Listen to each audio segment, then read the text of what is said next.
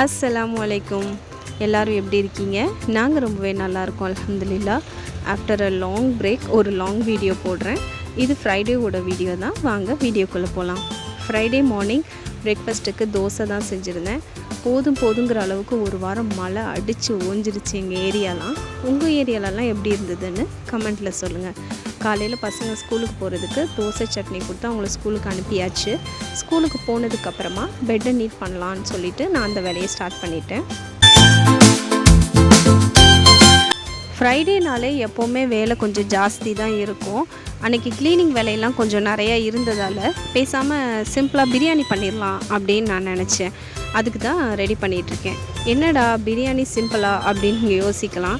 உண்மையிலே இங்கே white rice பண்ணி குழம்பு வச்சு சைட் டிஷ் பண்ணி இத்தனை வெரைட்டி பண்ணுறதுக்கு பிரியாணி ரொம்பவே ஈஸியாக முடிஞ்சிடும். எனக்கு அப்படி தான் தோணும். அதில் வேலைன்னு பார்த்திங்கன்னா இந்த புதினா ஆஞ்சு வைக்கிறது, அதே மாதிரி இந்த வெங்காயம் தக்காளி இதெல்லாம் கட் பண்ணி வைக்கிறது தான். அது முடிஞ்சிடுச்சுன்னா வேலை ரொம்பவே சிம்பிளாக முடிஞ்சிடும்.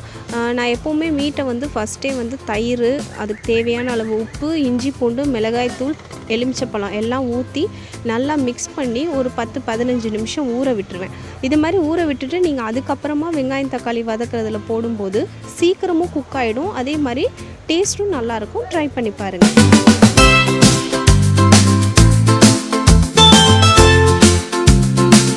இன்றைக்கி நான் குக்கரில் தான் பண்ண போகிறேன். குக்கரில் தேவையான அளவு எண்ணெய், நெய் ஊற்றிட்டு ஏலக்காய், பட்டை, கிராம்பு, பிரிஞ்சி இலை இது எல்லாத்தையும் போட்டுட்டு வெங்காயத்தை போட்டு நல்லா கோல்டன் ப்ரௌன் கலர் ஆகிற வரைக்கும் வதக்கணும். பிரியாணி ஒருத்தர் ஒரு ஸ்டைலில் பண்ணுவாங்க. நிறைய பேர் கரம் மசாலா யூஸ் பண்ணுவாங்க, பிரியாணி மசாலா யூஸ் பண்ணுவாங்க. ஆனால் நான் எப்போவுமே மிளகாத்தூள் மட்டும்தான் யூஸ் பண்ணுவேன். பட் அதுலேயும் உங்களுக்கு ஆக்சுவல் டேஸ்ட் நல்லா வந்துடும்.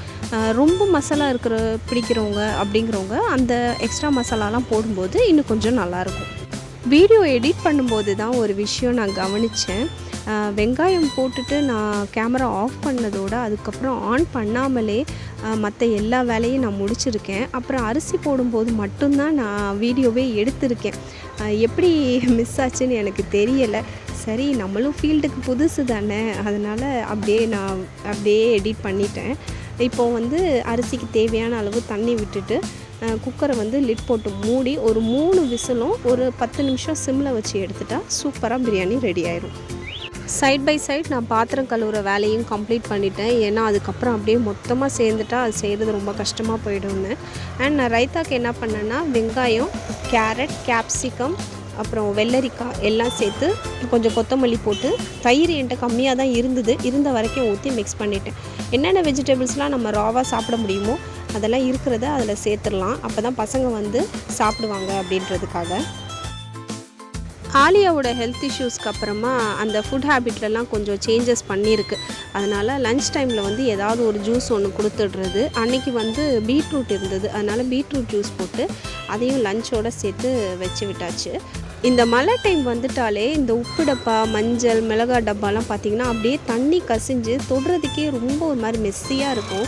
ஸோ அதை எல்லாத்தையும் எடுத்துகிட்டு கழுவிடலான்ட்டு அதை ஃபுல்லாக கழுவிட்டு இருந்தேன்.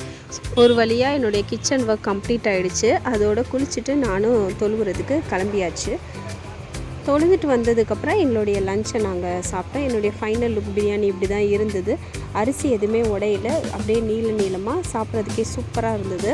ஸோ எங்களுடைய லஞ்சை நாங்கள் சாப்பிட்டுட்டு ஒரு குட்டி தூக்கமும் போட்டு எழுந்திரிச்சாச்சு. ஈவினிங் பசங்களை ஸ்கூல்லேருந்து கூப்பிட்றது, மதர்சாக்கு அனுப்புறது, டியூஷனில் விடுறது அப்படின்னு அடுத்தடுத்து எனக்கு ரெகுலர் ஒர்க் அப்படியே போய்டும். ஒரு 6:30 வரைக்கும் அப்படியே ரவுண்ட் அடிக்கிற மாதிரியே தான் இருக்கும். 2025 கொஞ்சம் கொஞ்சமாக நம்மளை விட்டு போய்கிட்டு இருக்கு. இப்போ தான் ஜனவரி பிறந்த மாதிரி இருக்குது, அதுக்குள்ளேயும் டிசம்பர் வந்துருச்சே. இது வழக்கமாக எல்லோரும் சொல்கிற டயலாக் தான். ஆனால் எனக்கு உண்மையிலே எப்படா இந்த வருஷம் முடியும் அப்படிங்கிற மாதிரி தான் இருக்குது. ஏன்னா நிறைய மைனஸும் குட்டி குட்டி ப்ளஸ்ஸோடு தான் எனக்கு இந்த வருஷம் போச்சுன்னு சொல்லலாம். இன்ஷா அல்லாஹ் இனி பிறக்கக்கூடிய வருஷம் எல்லாருக்கும் நல்லதாகவும் உடல் ஆரோக்கியத்தோடையே இருக்கணும்னு நான் துவா செஞ்சுக்கிறேன். நீங்களும் எங்களுக்காக துவா செஞ்சுக்கோங்க. மதர்சாலேருந்து வந்தவுடனே ஹோம்ஒர்க் செய்கிறானே ரொம்ப நல்லவன்னு நினச்சி பார்க்காதீங்க. தலைவருக்கு நாளைக்கு ஸ்கூல் இருக்குது, அதனால ஹோம்ஒர்க் செய்கிறாரு. இல்லைனா எப்போவுமே ஃப்ரைடே கொடுக்குற ஹோம்ஒர்க் அந்த சண்டே நைட்டு 8 மணிக்கு மேலே தான் அவனுக்கு ஞாபகமே வரும். அதுக்கு நடுவில் பண்ண மாட்டான். சரி, நான் அவனை ஹோம்ஒர்க் பண்ண வச்சு நான் அடுத்து ஃப்ரிட்ஜ் க்ளீனிங்க்கு போயிட்டேன். அதில் உள்ள பார்ட்ஸ் எல்லாத்தையும் எடுத்து கழுவி க்ளீன் பண்ணி அதையும் அரேஞ்ச் பண்ணிட்டேன்.